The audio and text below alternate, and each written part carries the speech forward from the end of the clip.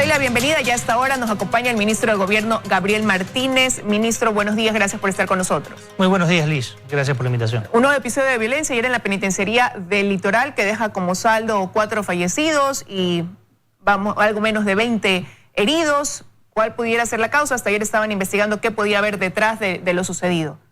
Bueno, sí, lo importante en este hecho es que la policía reaccionó de manera muy rápida. Las medidas que se habían tomado como prevención, justamente porque entendíamos de que esto era una posibilidad de que vuelva a haber un amotinamiento en las diferentes cárceles del país y que esto, hasta poder resolverlo de largo aliento, teníamos que tener capacidad de reacción.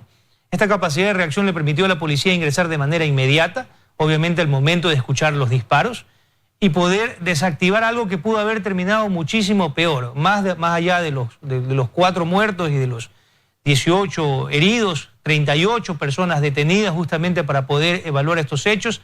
Y obviamente siempre existen riñas entre bandas que quieren pues manejar el control dentro de los centros penitenciarios por más esfuerzos que se hagan. Pero a su vez usted me decía aquí en este mismo espacio que ya habían tomado una medida inmediata y que era sacar a las cabezas aparentemente o a parte de estos integrantes de estas bandas y distribuirlos en los diferentes centros de rehabilitación del país, precisamente para que esto pueda conllevar a una disminución de estos enfrentamientos. Y esto se ha hecho, pero esto es dinámico. Las personas que ingresan en los centros penitenciarios son todos los días ingresan presos, salen presos. Esto es una cuestión muy acelerada en la cual pues no siempre se puede tener un corte final, digamos. Aquí no es que dejamos el día de hoy de ingresar presos en las cárceles, todos los días ingresan de diferentes bandas y obviamente también se tienen por las necesidades en diferentes pabellones. No podemos tener un centro carcelario penitenciario por cada banda delictiva.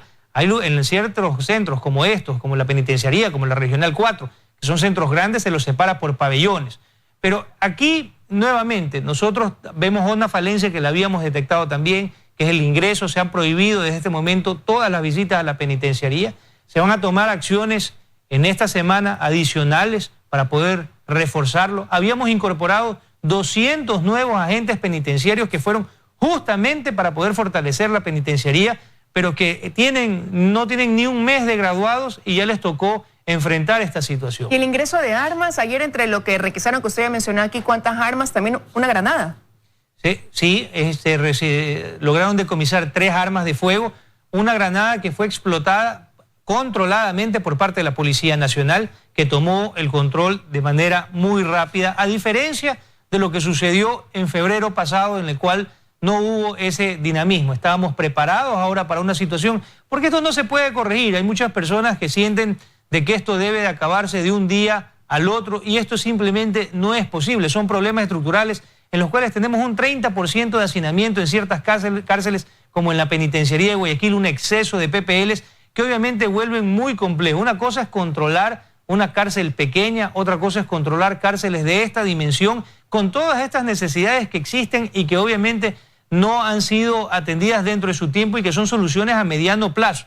Pero nuevamente, yo creo que aquí lo importante es que se actuó, primero, para desactivar la situación en la penitenciaría de Guayaquil y para que no se replique y no escale a otras penitenciarías a nivel nacional. No pasó nada en Turi, no pasó nada en Cotopaxi, no pasó nada en El Rodeo, en Manabí. Entonces y hay una demostración clara de que la acción policial fue determinante y clave, que está justamente controlando los exteriores, porque de acuerdo a la ley, nuestra competencia es controlar el perímetro, porque adentro están los agentes penitenciarios que son controlados por la SNAI.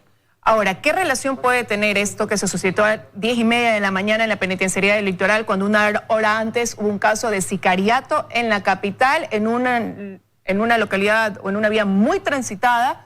¿Pudiera tener alguna relación un hecho con el otro? Repito, ayer la policía y ustedes como autoridades decían que se estaba investigando este tema a ver si había alguna conexión entre una cosa y otra, considerando que la persona que fue asesinada ayer en la capital era abogado de alias Rasquiña, uno de los integrantes de una de estas bandas. Abogados de alias Rasquiña, abogados de Junior, abogados de algunos miembros de la banda de los Choneros, y que obviamente genera un nivel de preocupación porque muchos de estos asesinatos violentos, gran parte de estos asesinatos violentos, cerca del 60% que se dan en el país, corresponden a personas que tienen algún tipo de antecedente penal, que tienen algún tipo de récord justamente en actividades criminales. Nosotros no hemos descartado todavía, no podemos asegurar ni aseverar lo contrario. Estamos todavía en un proceso de investigación que tiene que ser manejado con prudencia para no tener la necesidad de corregir o de retractarnos sobre lo indicado, y por eso es importante que nosotros podamos establecer los tiempos de investigación. Ya hay algunos indicios que obviamente los vamos a mantener en reserva. Pero es importante mencionar que la actividad de la Policía Nacional ha permitido dar con los autores materiales en crímenes muy connotados que han obviamente conmovido a la opinión pública, como el del expresentador Efraín Ruales, como el del exasambleísta Patricio Mendoza, en los cuales se ha dado con el paradero de los autores materiales, y que ahora pues las investigaciones continúan para encontrar a los autores intelectuales. Entonces aquí la policía ha hecho un despliegue importante, se cerró la ciudad de Quito para poder hacer controles en cada uno de los accesos y salidas, de tal forma que el vehículo en el que persiguió al abogado Salcedo y que desde donde se realizaron los disparos no salga de la ciudad. En este momento hay una búsqueda intensa para poder encontrar a los gatilleros y también para poder establecer cuál ha sido el móvil del asesinato de este abogado. Ministro, rápidamente, la preparación para este nuevo fin de semana, la estrategia, fin de semana de toque de queda, sumado a un feriado que ya empieza el día de mañana, sin restricción de movilidad, sino, repito, con ese toque de queda a partir de las 8 de la noche, como está establecido. ¿Cuál va a ser ahí la estrategia ante todavía ese incumplimiento por parte de un grupo de la sociedad que no termina de entender lo que estamos viviendo en esta pandemia y que sigue reuniéndose, aglomerándose y violando las disposiciones, ¿no? Las medidas establecidas? Aquí la gente tiene que tener claro, los dueños de establecimientos tienen que tener claro. Aquí hay aforos máximos permitidos, aquí hay una disposición y algo elemental que debería ser simplemente de sentido común de cada uno de los ciudadanos. Estamos ante una emergencia sanitaria, estamos enfrentando a dos nuevas cepas que son altamente contagiosas y altamente mortales. Estamos con una saturación en exceso de nuestra capacidad de atención en las camas UCI.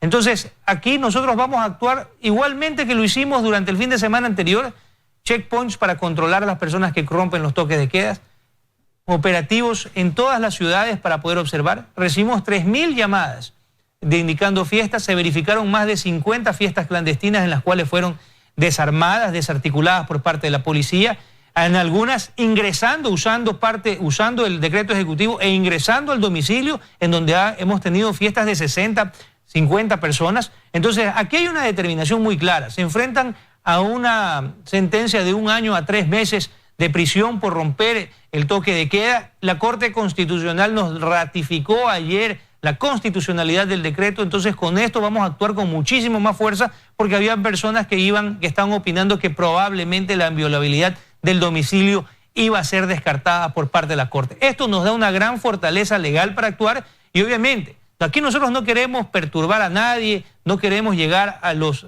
últimos esfuerzos.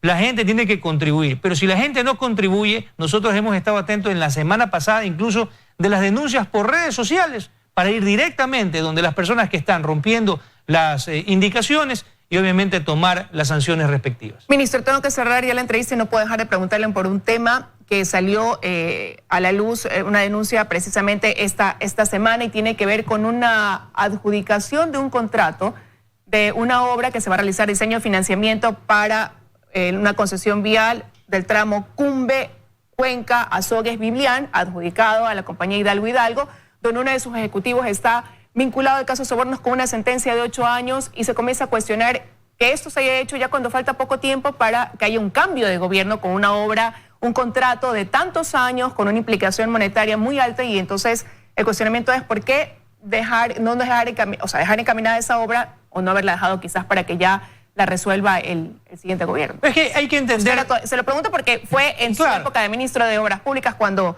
ya dejó eso para que... Por eso hay que conocer toda la historia. Aquí hay gente que vende es la mitad de la historia, o vende las partes que le interesa vender y decir, simplemente para crear conmoción y crear escándalo. Esto es un proceso que viene del 2018, en el cual se contratan los estudios justamente para la construcción de los pasos elevados, de los intercambiadores, para la construcción del acceso sur a Cuenca. Esto es un proceso de licitación que viene desde el año 2020, obviamente haciendo las invitaciones, haciendo ofertas a diferentes o propuestas para que vengan diferentes interesados. Es un proceso de concesión en el cual el gobierno no invierte. Esto no es una obra pública tradicional.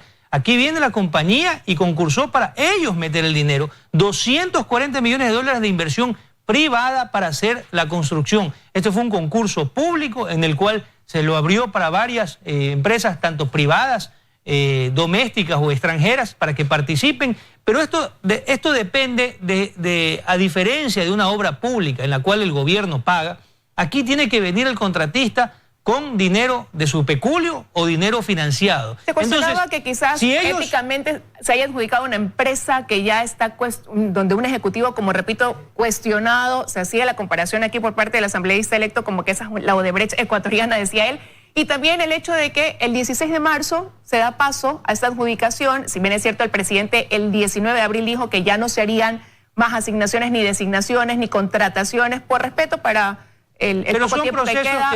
Esto justamente se hace el 16 de marzo. Es que no es así, Liz. No es así. Porque estos son procesos que vienen trabajándose más de un año, como diferentes procesos que son parte de una siembra que ha hecho el gobierno y que se cosechan tardíamente. Se cosechan no solamente tarde por los tiempos que toma. Solamente el estudio para hacer esas construcciones toma un año de tiempo, el estudio. Luego viene el proceso de la invitación al concurso, obviamente la entrega de ofertas, la adjudicación, y queda la firma del contrato. No la va a hacer este gobierno, queda para que lo firme el siguiente gobierno. Queda adjudicado en este gobierno, pero la firma del contrato lo decidirá el próximo. Entonces, no se ha violentado lo dicho por el presidente, pero no se puede haber hecho trabajo de tanto largo aliento y que han sido también demorados porque el 2020 fue un año irregular.